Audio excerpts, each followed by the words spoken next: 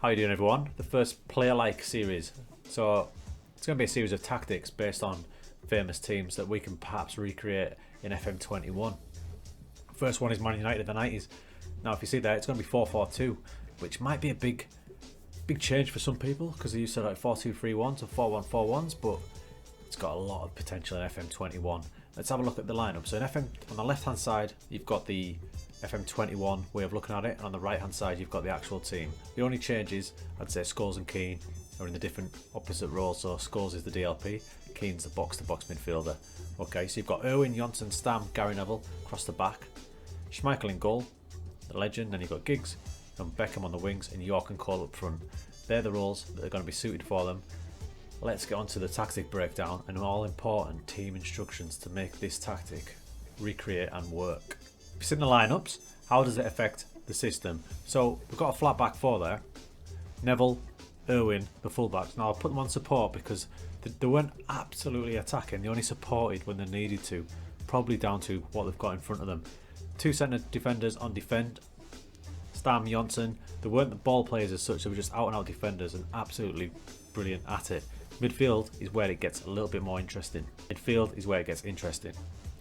Centre midfield, box-to-box midfielder, Roy Keane, up and down, and then deep line playmaker, Paul Scholes. Now some people may say he's an advanced playmaker, but for me, I've just got this image of Scholes sitting back, pinging balls left, right, wherever he wanted to, dictating the tempo of the game. For me, he was a DLP. Out wide's interesting. Ryan Giggs, for me, out and out left winger, up and down that flank, dribbling with the ball, causing chaos. Beckham, on the other hand, not a winger by any means, perfect wide midfielder. If you go to the explanations of the wide midfielder on this game, it's basically summing up David Beckham. I mean, look at the little infograph there, highlighted there, working back, gets to a position where he can cross it, pings it in like only Beckham can. Up front, York and Cole. Now we have York as the deep line forward because he basically used to pop her out there, didn't he? Floated wherever he wanted. It was kind of Cantona-esque, but a little bit more advanced than Eric, so it was a bit more floating around. Some may argue a false nine. For me, it's going to be deep line forward, and then advanced forward, Andy Cole on the shoulder of the last defender, constantly trying to break through the defensive line. That's the formation and the role set up.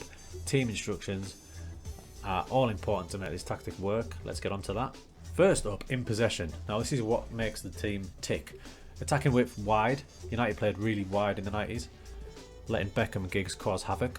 Approach player, bit different. Overlap right. I've just got this image of Gary Neville bombing past Beckham at every opportunity and whipping it in. Other side was a bit different for the left.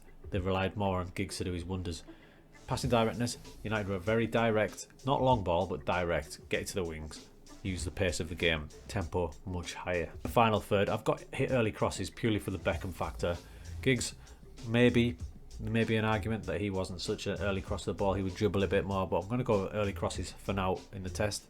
Be more expressive. I've just got Scholes, Beckham, Keane to an extent, Giggs, let them express themselves, York dropping off, be more expressive. In transition, we've got counter press because they're always up in everyone's grill. Counter, bigger counter attacking side with United at pace as well. Goalkeeper in possession is an interesting one. Think of Schmeichel, whenever he got that ball, distribute quickly, throwing it along to the wings. Them big booming throws that he was so famous for. That goalkeeper in possession pretty much sums up United there beautifully. Out of possession was not the easiest one of the three team instructions to do, but higher defensive line, I've got an image of Gary Neville constantly waving his hand up in the air trying to get the defensive line and use it to get the offsides. And you've got Yap Stam inside, so he always had brilliant positioning and decision making. So we're going with offside trap, high defensive line, pressing, more urgent. Defensive width from keeping it standard because they are 4-4-2, so they don't really want to go either outside or inside too much. Keep it a pretty much standard line. Let's see how that plays out.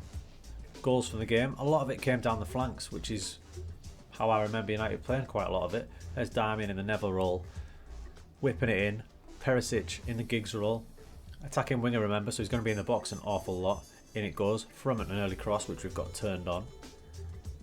The next goal, a lot of intricate play between the two centre midfielders, Keane and Scholes. Little ball to Giggs. Again, on attacking duty, your winger's going to take some shots. He's going to cut inside. He's going to do all sorts. Dribbling. He's going to be very attacking minded. So when Perisic comes inside there, and hits a beauty. The first man onto it is the striker there, and attacking forward, remember, so he's always on the advanced line. That's Cole in our system, Lukaku in this game, and he's there to just place it in. And the final goal, again, starts out wide, Diamond in the Neville roll, playing it in between themselves. Nice early cross, there's the attacking winger, and there's the attacking forward, advanced forward again, on the last man, pings it in. Not bad. Okay, we played the match. It was decent, to be fair. Remember, with this tactic, I'm not saying it's going to be an absolute worldie, beat everyone. What I'm saying is, this is the way to play like the United team of the 90s. And the best thing I saw about it was the direct attacking play. And if you look up there in the corner, XG was 2.6 basically, which is way high. So it's going to make a lot of chances for you. So it might be a good option. I'm thinking about using it in a lower league style play, to be honest, rather than the higher leagues, but it might be a good one to mix it up and just shock a few teams when they've started scouting your already well scouted 4-2-3-1, for example. Interesting way to play the game. Man United of the 90s.